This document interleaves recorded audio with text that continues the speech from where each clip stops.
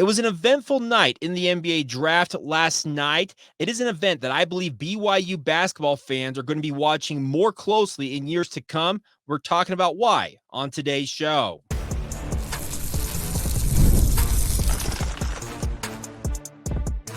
You are Locked On Cougars, your daily podcast on the BYU Cougars, part of the Locked On Podcast Network, your team every day.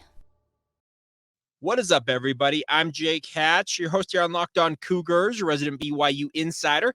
Thank you for making Locked On Cougars your first listen of the day. Appreciate all of you who we like to call everydayers right here on the Locked On Podcast Network. This is your original daily podcast focused on the BYU Cougars, and we are brought to you today by our friends over at Game Time. Download the Game Time app today, create an account, and use the promo code LOCKEDONCollege for $20 off your first purchase. Terms apply.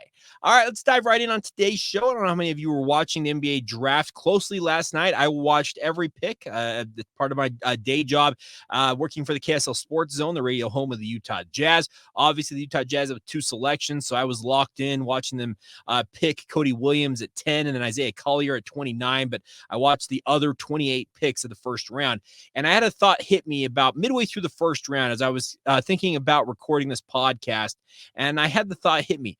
It's been a while since BYU has been a player, or as it were, when it comes to the NBA draft. If I'm not mistaken, correct me if I'm wrong, but I'm fairly certain the last time BYU had a draft pick. No, in fact, I know this for a fact. The last time BYU had an NBA draft pick was the great Jimmer Fredette back in 2011. It's been that long. In that time frame, let's just put it this way. Weber State has 3 not first round selections, but 3 NBA draft selections in that time frame since BYU last had an NBA draft pick, those being Damian Lillard, Joel Bolomboy, and then also Dylan Jones just last night with the 26th overall selection going to the Oklahoma City Thunder. But the thought that hit me last night as I was preparing for this podcast and watching the draft unfold was that I believe from this time forward, Kevin Young, so long as he is the BYU men's basketball coach, BYU fans, you out there in Cougar Nation, are going to want to watch the NBA draft every single year because so long as, once again, I'm going to get back to this, so long as Kevin Young is the head coach at Brigham Young University, their men's basketball program, BYU will have at least one, if not multiple draft picks coming out of BYU basketball in the NBA draft. That bold enough for you? I'm sticking with it because if you look at what Kevin Young has done in 2 months and change as BYU men's basketball coach, he has single-handedly changed the trajectory of this program. He has brought in Egor Demin, and before I get another message saying, Jake, it's not spelled like denim jeans, it's I'm going off what Travis Hansen, the great BYU basketball player, lived in Russia, speaks Russian fairly fluently, has said that the way that you pronounce Egor's name is Egor Denim, like a denim jeans. So that's what I'm going with. So before I get pinned down with another message that I'm pronouncing incorrectly, look at Travis Hansen before you look at me. But regardless, moving along, Egor Denim, he is a projected first-round top 10 pick in next year's NBA draft. Also, Kanon Catchings, he is being projected anywhere between the mid first round, also into the second round of next year's NBA draft. So that right there alone for BYU basketball going into next year appears to be at least 2 draft picks for Kevin Young and his basketball program. And I am expecting the way that Kevin Young has started his tenure at BYU, this is going to be an annual deal for the BYU basketball program. They are going to be a place the NBA scouts will be checking out, and however long Kevin Young is here for, whether it's 2 to 3 years, he blows it out of the water and gets an opportunity to jump back to the NBA, or if he becomes a lifer at BYU and feels like it's his calling, quote unquote, to stay at BYU. However long Kevin Young is at BYU, they will be an NBA factory. He has said it in his introductory press conference. I want this to be a place where guys can go and live their dreams and play professional basketball, and he wants to make it an NBA incubator. That's probably the best term for it. He wants guys like Egor Denim to come in, potentially play as little as 1 year, and then see their dreams and their names called in the NBA draft. That is what he is aiming for, and I believe that he is on the track to make it an annual deal for all of Cougar Nation to tune in, see who the latest stud from BYU basketball is, and see where they're taken in the NBA draft.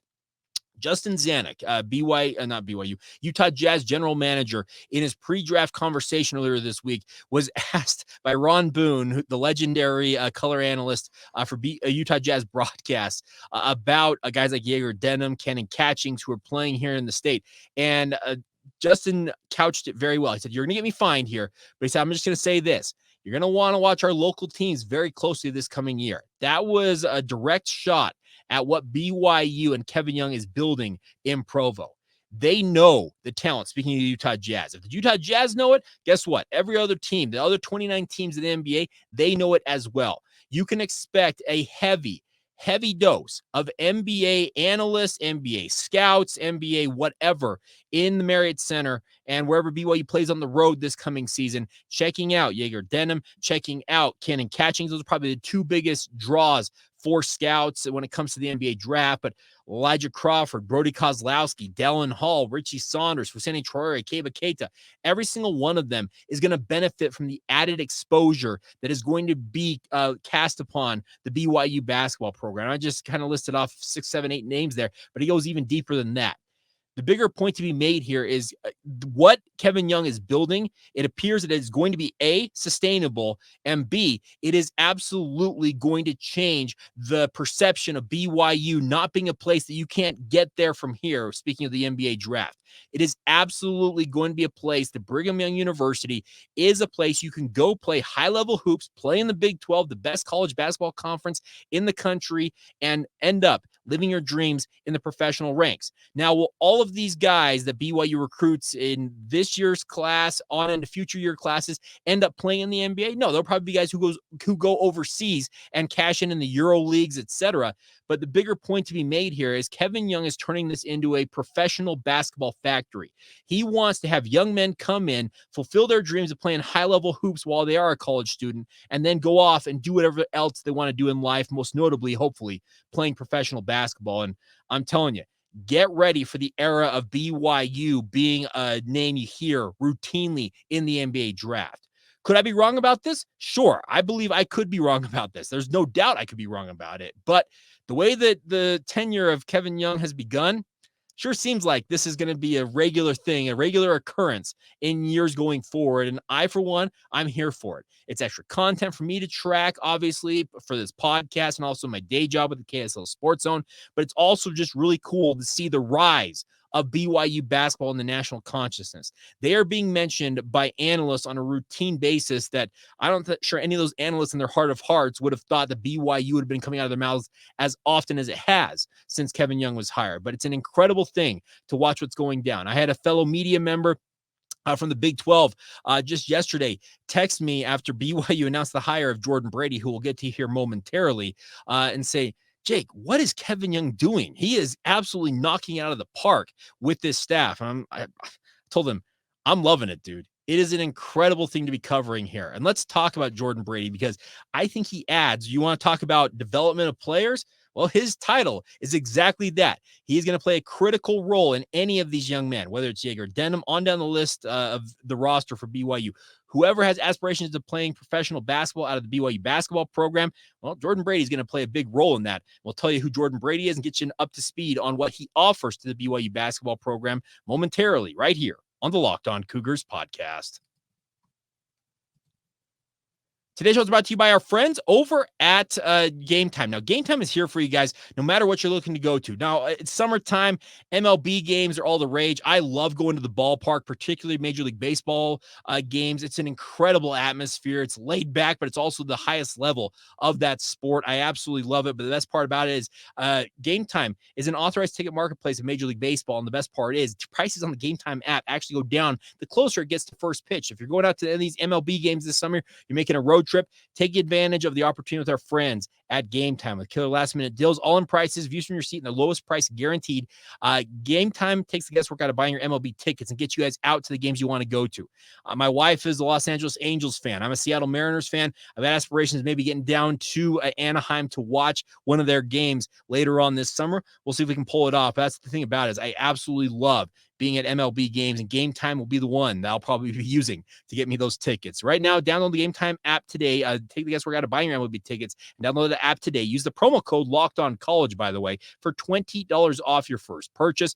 Terms apply. Again, create an account and use the promo code LOCKEDONCOLLEGE. That's Locked On College for $20 off. Download Game Time today. Last minute tickets, lowest price, guaranteed.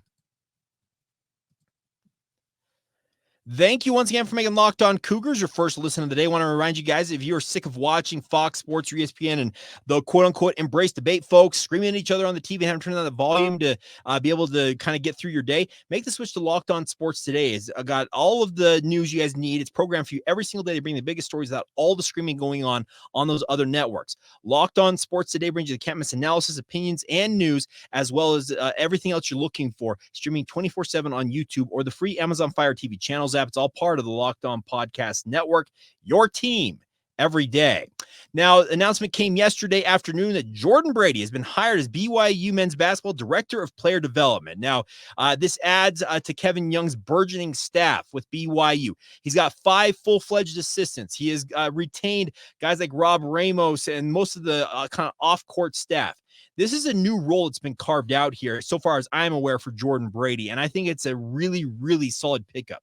Now, who is Jordan Brady? Well, some of you may know him better than I do, but I do remember him from his days playing for Utah Valley University.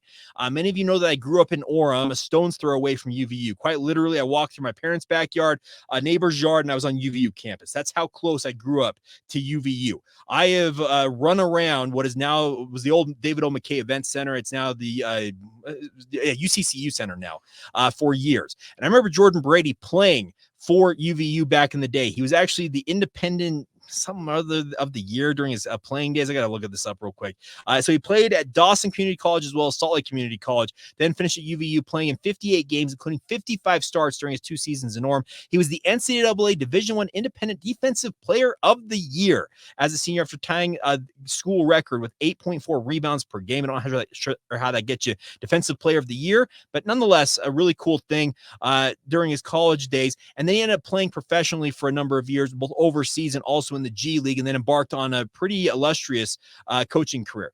The biggest thing about Brady is he, like a guy like Kevin Young, has made his bones in the professional world, professional basketball world, as a development coach. He works with young players and helps them become the best versions of themselves they can be. That's what the G League is all about. Kevin Young hired him with the Iowa Energy when he was hired as an assistant coach for his first coaching job in the G League, then was hired by BYU, current BYU assistant coach Will Voigt, who was then the head coach of the Bakersfield Jam. He also spent time as an assistant with the Los Angeles Defenders and also Salt Lake City Stars. So he's got extensive G League experience. He also was a head coach of the G League, the Wisconsin Herd. He also has worked with Donovan Mitchell with the Utah Jazz. He has got a burgeoning resume of what he is capable of doing as a player development coach. This is a perfect role for him to come in and benefit the BYU basketball program. I have been told time and time again that the resources that Kevin Young requires at BYU, no matter what it may be, will be allocated for him. That is awesome to hear, because I've said it once, I'll say it again on this podcast. There has been a long period for literally decades at BYU where the whole thing that they took pride in was we do more with less. BYU is making more money than ever before. And the nice part is everything I keep hearing, especially when it comes to the basketball side of things, is they are investing that extra money in their sports. They're not hoarding it, holding it for a rainy day. They are realizing, you know what, let's reinvest it in these programs. And it opens up opportunities to create roles like this for Jordan Brady. Jordan Brady has served a mission for the Church of Jesus Christ of Latter-day Saints. He knows exactly what to expect from BYU. He grew up a member of the faith, and he's worked literally around the world as a coach. He's worked with high-level players in the NBA and the G League, and he is coming to BYU to help the other 5 assistants, as well as Kevin Young, I just mentioned it a little bit earlier, to make BYU into an NBA factory. This is setting up to be an incredible staff for BYU. Is it going to be together forever? Are all these guys going to stick around at BYU? No. I think Kevin Young is bringing in guys he has worked with. In this case, Jordan Brady, he's known him since 2012. He's given these guys an opportunity to come and work for him at BYU. And I would guarantee if you were to talk to Kevin Young and say, what do you hope for your assistants? Like any good head coach, he's going to say, I hope they get their shot to do exactly what I'm doing, whether that's in the pro game, whether that's here at the college level. He wants his assistants to move up in the world, and he will absolutely make opportunities or create opportunities for them to do that. In the meantime, get to work. Bring these players in. Every one of these assistant coaches, alongside their recruiting prowess, because Kevin Young has talked about it time and time again. He mentioned it just the other day. Was it yesterday on BYU Sports Nation that he talked about how the network that his assistants have literally spans the globe with their contacts with scouts and the like. And he talked about how Egor Demin was a guy that BYU was on, and then guys like Travis Hansen were able to get involved because he knew Denham's family, his parents, from playing professional basketball there in Russia. The connections that have been created by this staff, they're going to benefit BYU for years to come, and Jordan Brady just adds to that. Now, Jordan's role obviously will not allow him to go off campus to recruit, but this is a guy that his specialty is to do exactly what he's going to be doing. He's going to be in the Marriott Center Annex there in Provo, working with these players, running guys through drills. They're going to say, okay, coach, I want to work on this skill today. Let's talk about off the bounce threes. Let's talk about the peel and switch defense that we're implementing here at BYU with Will Voigt being the innovator of that defensive philosophy. The nice part about this is Jordan Brady's whole role at BYU is to make these players the best versions of themselves.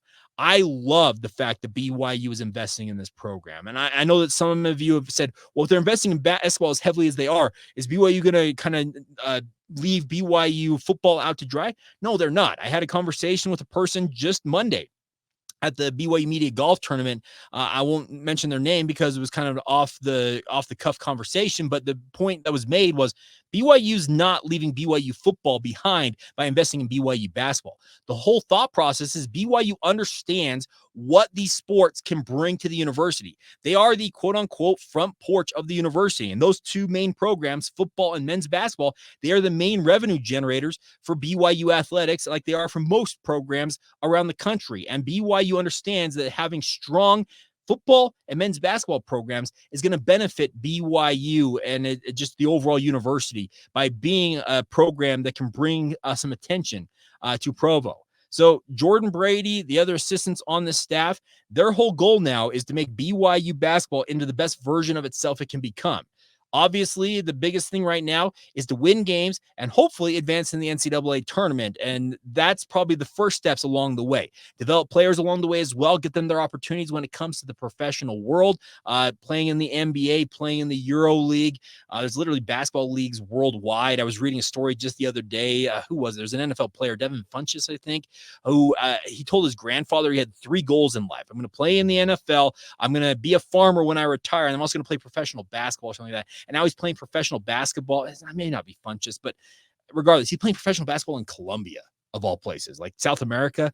So there are opportunities literally worldwide to go and play the sport that you love. And BYU is going to do their best to make sure that these players, no matter where it comes, they will get that opportunity to do what they want to do professionally. And Jordan Brady, he's just another piece to this puzzle. And I got to just tip my cap to Tom Holmoe, Brian Santiago, also C. Shane Reese as BYU's president, university president, Keith Vorking, because of the advancement vice president. I'm talking from the bottom up, they all seem to be on the same page of understanding what BYU athletics, in particular BYU football, and in this case BYU basketball, what they can do from Brigham Young University has been a little bit overlooked at times. It feels like under previous administrations. Right now, it feels like they're all in sync with one another, and they're working towards one overarching goal, and that is making BYU athletics a pillar of what BYU can do and obviously attract attention via athletics. And I, for one, I'm here for it. It is awesome to see. So congratulations to Jordan Brady on joining the BYU basketball staff. Who knows how many other roles that Kevin Young will create on his staff for buddies of his, but you can never go wrong, it feels like, in bringing a guy like Jordan Brady in, who's got head coaching experience at the G League level. Like I said, he's worked with high-level NBA players. Donovan Mitchell is a perennial all-star, and the fact that he's worked with him in the NBA, it is a really, really cool thing to see what BYU basketball is doing, and enjoy it. This is going to be a really, really fun season to come, and obviously, hopefully, seasons to come as well with Kevin Young at the helm. But he is off to an absolutely incredible start, and it's going to be something to behold. I'm really, really looking forward to seeing where things go, what happens, and how things ultimately pan out in the end. But it sure feels like BYU basketball, they're off on just an incredible pace at this point, but it doesn't show any signs of slowing down anytime soon. All right, we will talk about a couple of notes from the other BYU sports out there. We have a new schedule announcement from BYU women's volleyball. We also have a Big 12 honor for a BYU athlete that I think is fairly notable. And we'll wrap up this edition of Locked On Cougars with that, as well as a little tidbit on some LaVell Edwards Stadium news I picked up earlier this week. We'll get to all that coming up momentarily right here on Locked On Cougars.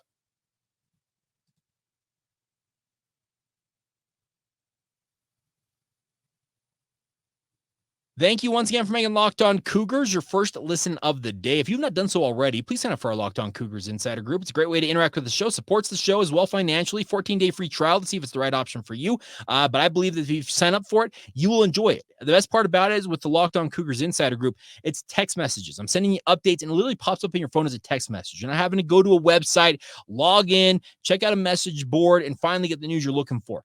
It literally pops up as a text message in your phone. It does not get much easier than that. I would encourage you guys to join us today. The link to join us is in the show notes, whether you're watching and or listening to this. And a big thank you to all of you who have already signed up, and hopefully we'll have more of you joining us in coming days and weeks. It's a great time to join right now ahead of the football season and just get the updates. That's the thing about this. Now, a couple of notes before we go on today's show. Let's start off with the BYU football news, talking with people Monday, actually, at the BYU Media Golf Tournament. It was a really, really fun time to catch up with some folks I hadn't seen in a minute. But we were talking about the new turf that's been put down in LaVell Edwards Stadium. And you probably have all seen this on the turf side of things. They put grass, obviously, where the playing surface is, and that's BYU, their pride and joy. They like being a natural grass surface, and I, for one, I'm all for it. I know there's some of you out there that are saying that BYU should go to turf. No, don't go to turf. Grass is the way it's going to go. It feels like the NFL at some point in the not too distant future is probably going to start requiring their teams to play on grass, if at all possible. But the cool thing about it is BYU has noticed on the with regards to the areas on the sidelines, they don't need to have the natural grass turf there. So they actually just put synthetic turf or astroturf, whatever you want to term it, field turf. There's so many names for it on those parts of it. So it's going to hold up better, it feels like. And everything I'm hearing is that BYU, the way that they laid down the field, they're expecting it to be in tip-top shape. Now, would you expect anything less, because it's a brand new field that they literally tore up the old one because it had just gotten old very quickly at the tail end of last season. But everything I'm hearing is that BYU feels like the field is going to be in just primo condition when it comes to the upcoming football season. And that's really cool to hear. Now, I'm sure I'm ready to comment, well, Jake, are they going to upgrade the facilities for the players at LaVell Edwards Stadium? I've heard nothing on that front. I believe that BYU should upgrade the actual locker room at LES for BYU football, but as so far as I am aware, now this could change as soon as tomorrow. It feels like somebody could reach out and say, hey, they did do that. I have not been told anything about updates with regards to the locker rooms, but I have been told that there is going to be a new lighting system, and it's already been installed, or it'll be installed relatively soon.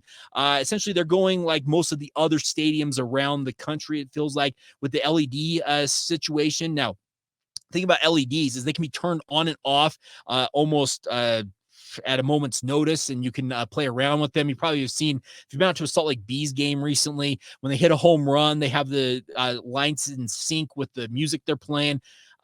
As I understand it, BYU will have that capability. Now, how do they utilize that?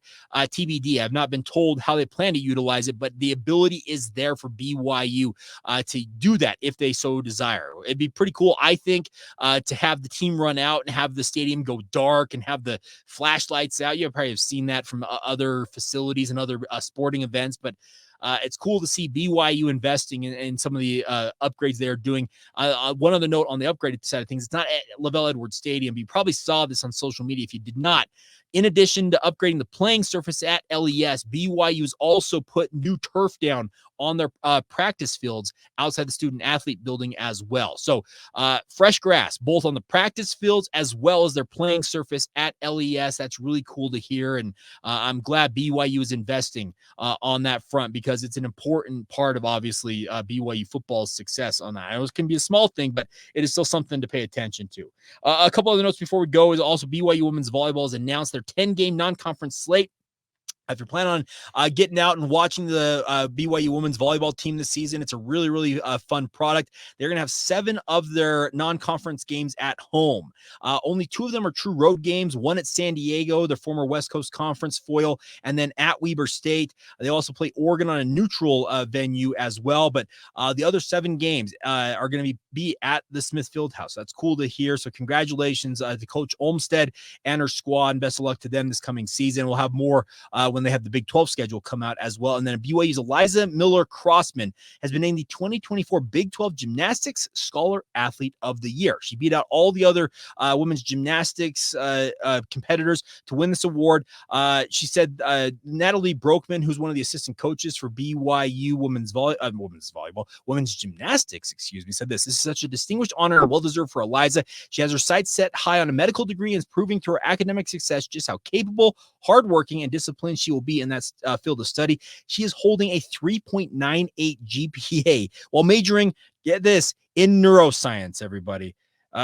Geez, that's an incredible thing. I actually know a person who's in the neuroscience PhD program at BYU, and I can assure you, holding a 3.98 GPA in that field, in that field of study at BYU, and by the way, being a Division I athlete competing for BYU gymnastics, that's pretty impressive stuff. So congratulations to Eliza on this award. That's well-deserved. And obviously, best of luck to her. She moves forward here with both her academic as well as athletic career. All right. That's it. So I got for you guys on this Wednesday. So a big thank you to all of you for your support of the podcast. It's really, really fun to do. Sit down and knock it out every single day. I can't thank you guys enough for continuing to support it. I know that the summer months can be lean, it feels like at times for content, but I got to say, BYU sports, in particular, BYU basketball, and also BYU football as well, have delivered multiple stories. It feels like every day something else is coming out, and it's content, and it obviously benefits this podcast by continuing to flow like that. We'll see what the month of July holds coming up soon enough, but a big thank you, as always, for all of your support of the podcast. Thank you once again for making it your first listen of the day. Also, thank you to all of you. Hopefully, all of you are going to be everydayers soon if you're not already. But yeah, thank you to all of you for being everydayers right here on the Locked On Podcast Network. And until tomorrow, this has been the Locked On Cougars podcast.